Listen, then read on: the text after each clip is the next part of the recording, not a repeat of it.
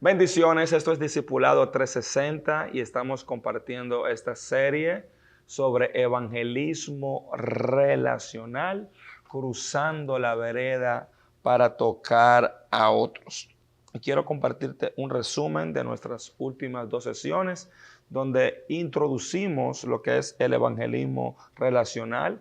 Dijimos que el evangelismo relacional se diferencia del evangelio de masa o del evangelio uno a uno cuando evangelizamos en misiones, a que es una manera que compartimos a Cristo, cruzamos la vereda y nos acercamos a aquellos amigos cercanos, familiares que tenemos una relación diaria, basado en una relación.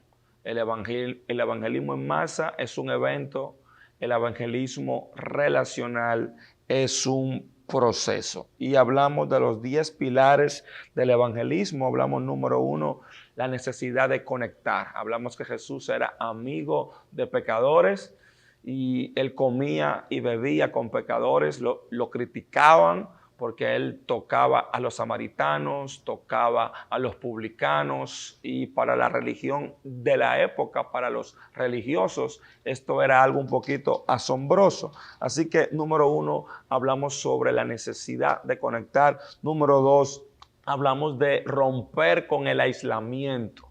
Cuando estamos aislados, no conectamos con otros, y Dios quiere usarme como la valla publicitaria de su reino. Dijimos número 3, convertir la conexión en un estilo de vida. Es un estilo de vida, el arte de conocer personas, de hacer amigos.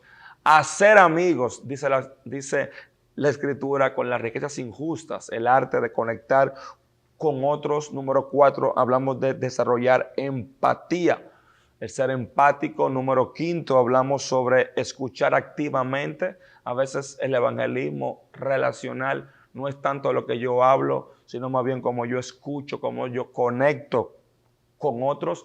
Número 6, hablamos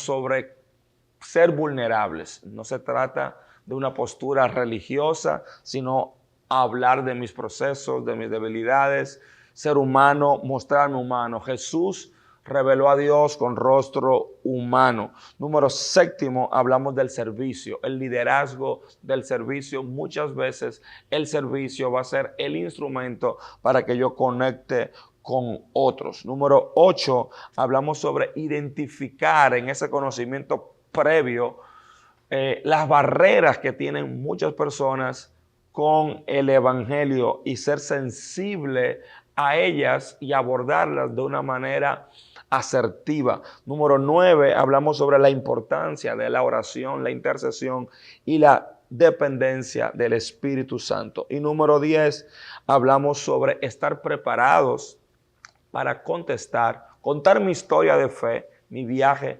espiritual, qué hizo Cristo en mi vida, cómo yo estaba, qué pasó después, pero también estar preparado para una adecuada defensa de la mayoría de los interrogantes, prejuicios que muchas veces la persona trae cuando le exponemos la verdad del evangelio. Entonces hablamos que el evangelismo relacional es importante porque tiene que ver con el mensaje que yo digo o muestro con las personas que más comparto. Cuando no tengo evangelismo relacional, solamente de masa o de evento, en mi lugar de trabajo, en mi escuela, en el gimnasio, con mis amigos, donde yo tengo algún hobby, no sé mostrar a Cristo, porque solamente sé hacerlo en un púlpito, en un altar, o dando un tratado, o con gente desconocida. Entonces, este evangelismo nos muestra a forjar vínculos que van abriendo y preparando el terreno para el mensaje. Y en la lección 2 hablamos sobre 2 bases del evangelismo relacional, y son las relaciones y la influencia. Cuando yo conecto con personas y me gano el derecho, el poder de la influencia a través del liderazgo, de la empatía, del servicio, voy a poder influenciar sobre ellos para hablarle de Jesús. El evangelismo relacional no se trata de hostigar personas ni de perseguir personas, sino de una manera fluida y natural dar a conocer a Jesús. Y hoy estaremos hablando sobre el rol del Espíritu Santo en el evangelismo relacional. Así que te invito que te prepares, que abra tu corazón y que abra tu Biblia en Hechos capítulo 8, 27, para que escuchemos cómo el Paracleto, el Consolador, el Espíritu Santo nos entrena y es el que nos guía, el que nos quiere usar en el evangelismo relacional.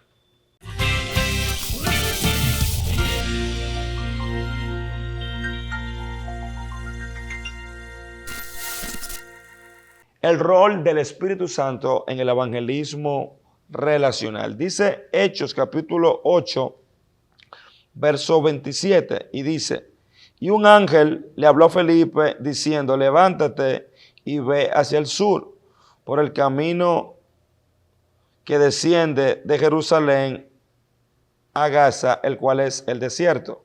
Entonces se levantó, verso 27, y sucedió que un etíope eunuco, funcionario de la reina de los etíopes, el cual estaba sobre sus tesoros, había venido a Jerusalén para adorar. Y volvía sentado en su carro leyendo el libro del profeta Isaías, verso 29, y el Espíritu Santo le dijo,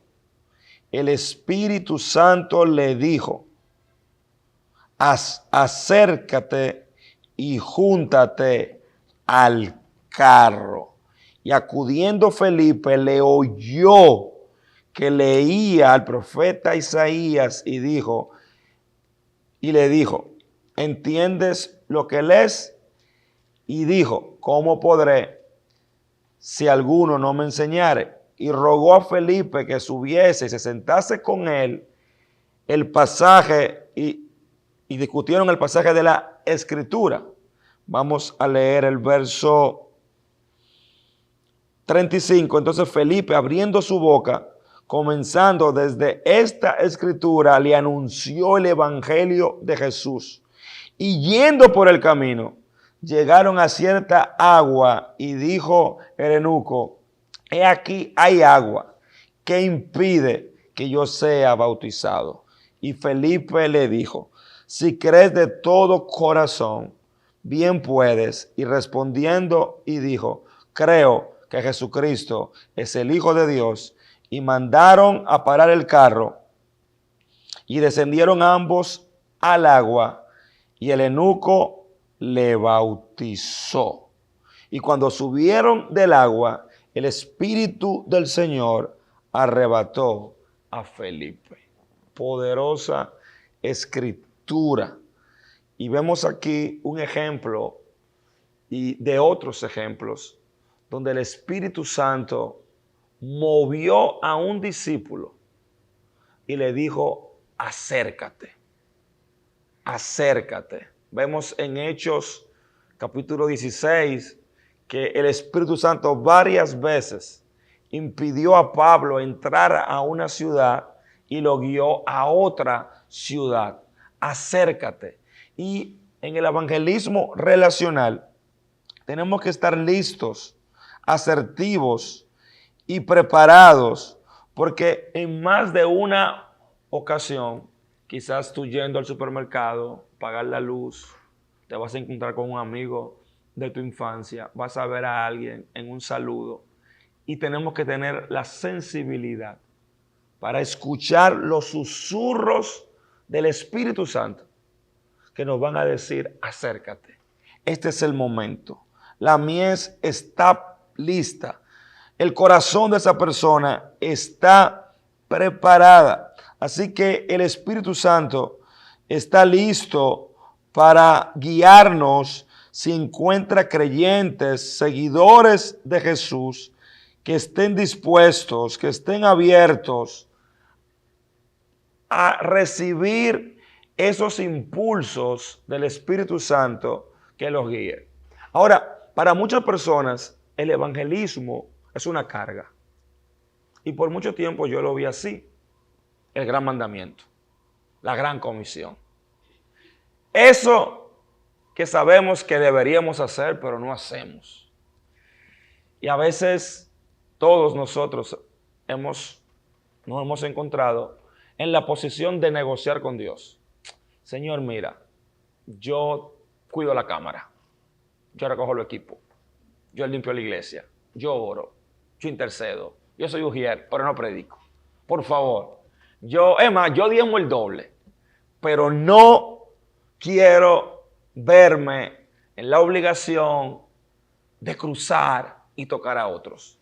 Y cuando vemos el evangelismo desde esa posición se convierte en un mandato. Ahora, hay un paradigma que ha ido moldeando mi corazón y ha sensibilizado mi vida a que literalmente yo desarrolle un hambre por evangelizar. Número uno, yo tengo la figura en mi corazón de que el evangelismo es como cuando yo me lleno del amor de Dios, soy un cántaro, y dejo que eso grande del cielo, que esa gracia, que ese perdón, que esa comunión del Espíritu Santo que yo estoy recibiendo, se derrame sobre otros. Ya yo no lo veo como una carga, como debo evangelizar y la gran comisión, puerta por puerta. No, yo estoy tan lleno que quiero derramarme sobre otros. Quiero vertirme sobre otros en cada consejería, en cada estímulo, con cada persona que yo comparta. Por eso nuestra cosmovisión de Dios va a afectar mi posición ante el evangelismo. Si yo estoy bajo un evangelio de ley, de un Dios juez, ahí no va a fluir. Pero cuando yo estoy recibiendo gracia, recibiendo perdón, conociendo a una persona maravillosa llamada Jesús, viviendo yo a veces digo, ¿cómo la gente sin Cristo vive? Porque uno con problemas humanos, pero uno tenemos ese toque de consuelo, ese toque de amor. Antes de dar esta clase, tuvimos un tiempo de oración acá, donde la presencia de Dios se hizo tangible y uno tiene eso, donde uno desmaya pero se renueva con esa dosis de sobrenaturalidad, de palabra de fe, de aliento. Y digo, ¿cómo ellos están viviendo? Con razón tienen que hacer tantas cosas, con razón están tan desenfrenados. Entonces, número uno, ver el evangelismo como un cántaro que se llena y me derramo sobre otros. Número dos, verlo como un regalo. Yo tengo una persona que tengo una relación laboral importante y paso muchas horas con esa persona. Y hace poco íbamos manejando la carretera y le digo, mira, yo tengo algo importante que hablar contigo. Tú eres una persona que yo amo y que yo valoro en mi vida. Y tenemos una relación en este tema. Pero yo siento que si yo soy tu amigo, si yo te amo, y también se lo he dicho a algunos familiares míos, y yo creo y sé, y he tenido un encuentro con Jesús. Eso es tan importante y es un regalo tan importante que yo creo que yo no estoy cumpliendo no dándotelo. Tú me dejas que yo te aborde con las Escrituras. O sea, no lo veo como ese regalo tan preciado, tan hermoso. Hace poco alguien cumplió año, es inconverso, y le dije, el mejor regalo que yo puedo dar, tú no has dejado que yo te lo dé. Y yo solamente lo comparto con gente que yo amo y que yo estimo. ¿Cuál regalo? ¿Verdad? A Jesús. Pues, ok, ora por mí. Entonces, cuando yo veo, tenemos que cambiar nuestra manera de ver el evangelismo como la gran comisión, el gran deber que los hijos de Dios no hacen, sino como ese regalo que he recibido yo lo quiero compartir con otros. Así que el evangelismo relacional no es una imposición, es un derramar de lo que yo estoy lleno. Ahora, cuando mi vida espiritual está en déficit, no me estoy llenando de Dios, no me estoy llenando de la palabra, estoy descuidando mi comunión con Él, no estoy viviendo una relación viva y auténtica con Jesucristo, será un deber. Ahora, cuando tú estás caminando con Él, será lo más natural. Y dos, estoy consciente que he recibido un regalo y quiero compartirlo. Yo quiero compartirte el regalo, la verdad más importante que ha transformado mi vida. Quiero compartir contigo algo que no solamente creo que va a cambiar tu existencia, tu vida diaria, sino que le va a dar un sentido eterno a tu vida. Y cuando yo camino en esa dimensión, yo me pongo en los zapatos de Jesús. Y a veces el evangelismo relacional, aunque convivimos con un amigo, con un vecino, estamos cerca, pero espiritualmente estamos lejos. Hay gente que está cerca de ti, pero están a años luz espiritualmente de ti. Y cambiar la relación es un viaje. Es una zona desconocida. Porque yo he tenido amigos que me han dicho a la primera, yo no creo. Yo no me hablé de iglesia. A mí hubo una amiga que me dijo, no quiero saber de iglesia. Después me senté con él, con el tiempo, me contó que tuvo una experiencia de fe contraria y después volví a tocar el temita. Uno va, ¿verdad que sí?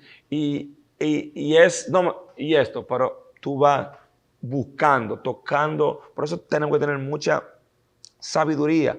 Pero es un viaje, lo que te quiero decir. Jesús viajó de la eternidad al tiempo porque quería tocarnos. Y el evangelio, la mayoría de las historias del evangelio, mire, todo lo que estamos aquí hoy, la mayoría, el 97%, llegamos al reino porque alguien se atrevió a cruzar la línea y tocar a otro.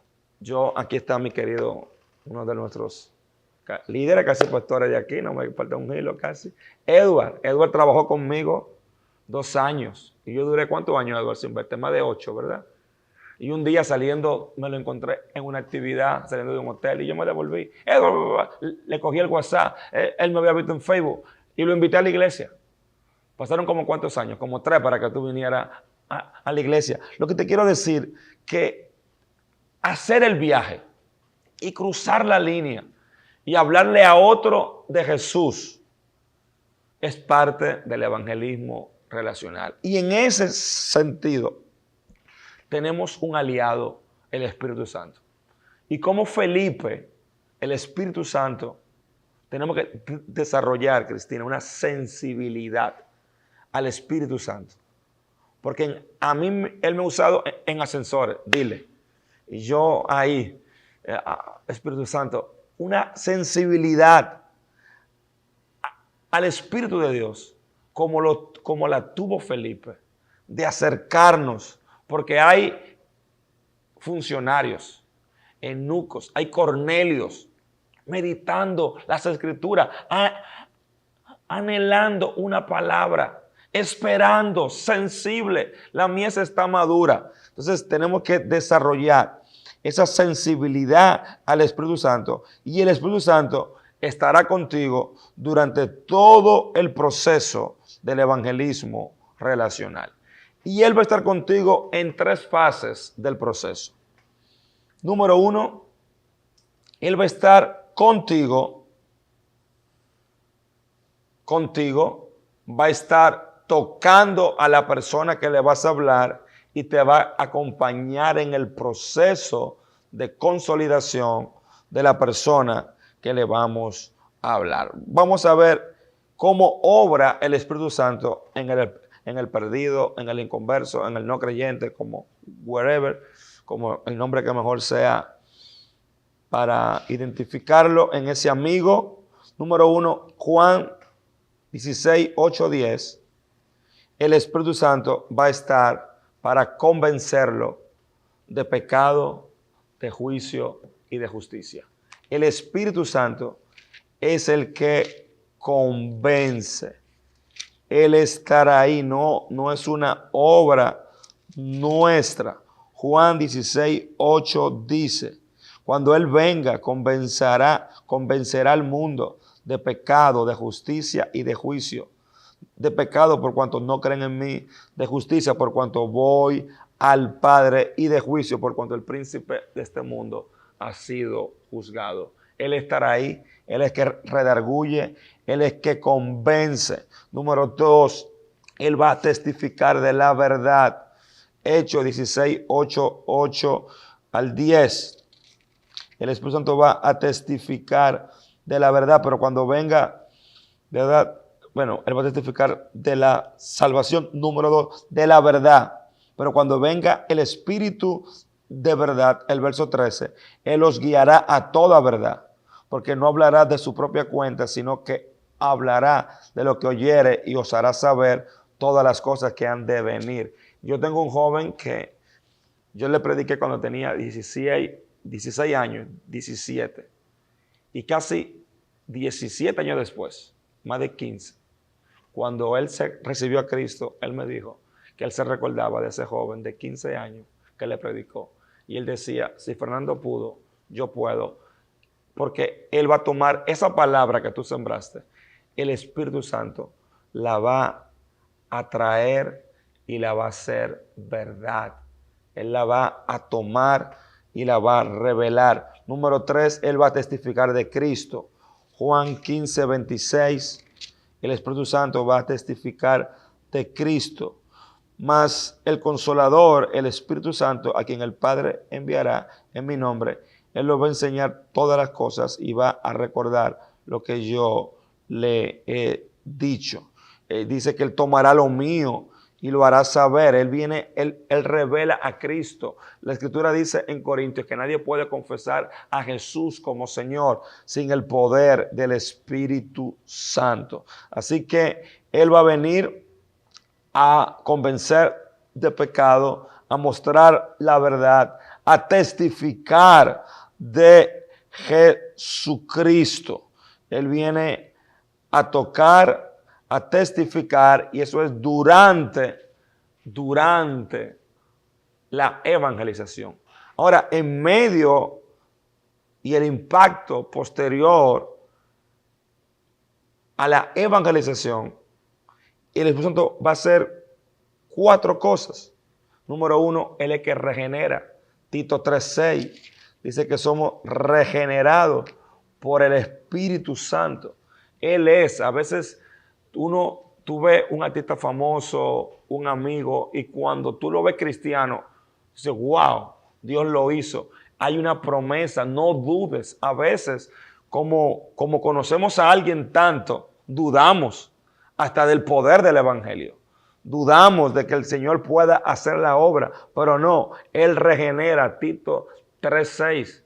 Él trae la regeneración. Dice Pedro que Él imparte la naturaleza divina y Él transforma un pecador y lo lleva de la muerte a la vida. Número 2, Él libera. Romanos 8, del 1 al 4 y verso 13. Él libera. Él trae esa liberación. Él trae ese rompimiento. Él rompe esas cadenas. A mí me ha tocado ver personas literalmente cuando reciben a Jesús, las lágrimas, tú sientes como las cadenas se rompen, como los pesos, los grilletes espirituales se transforman.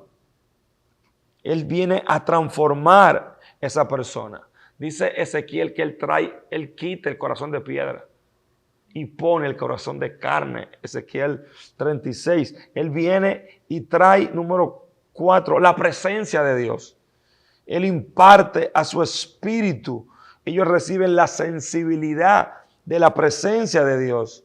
Y por último, el Espíritu Santo va a revelar la palabra de Dios. Le dará el entendimiento.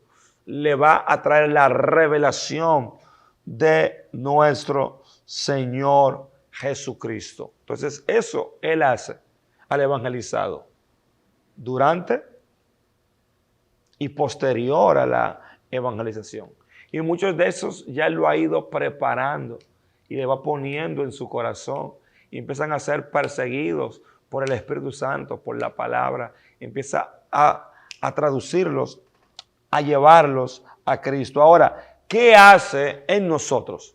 Hechos 1:8 dice, y recibirán poder cuando venga sobre ustedes el Espíritu Santo. Recibirán poder. Y yo que he sido evangelista de campaña, yo entiendo, ¿verdad? En mi mente pentecostal que poder era cuando yo oraba por un enfermo, sanaba, la gente eran liberados, yo he ido a cárceles, yo he estado en prisiones, en retiros, y eso es una manifestación de poder en lugares públicos y en campañas donde hay tarima y de masas, pero en el evangelismo relacional, a veces ese poder va a estar en un fuego lento, pero es fuego. Y quizás tú no alces la voz como tú la haces en una campaña, no grites. Entonces, ¿cómo se va? Y a veces, y ahí que muchos cristianos no saben moverse en el Espíritu Santo, en su ambiente laboral, porque tenemos esa comunión. Recuerde que Él está en nosotros, sobre nosotros y a través de nosotros. Son detonaciones del Espíritu Santo. ¿Qué Él va a hacer? Número uno, te va a guiar, como guió a Felipe. Y ahí viene la sensibilidad, la conexión con el Espíritu Santo.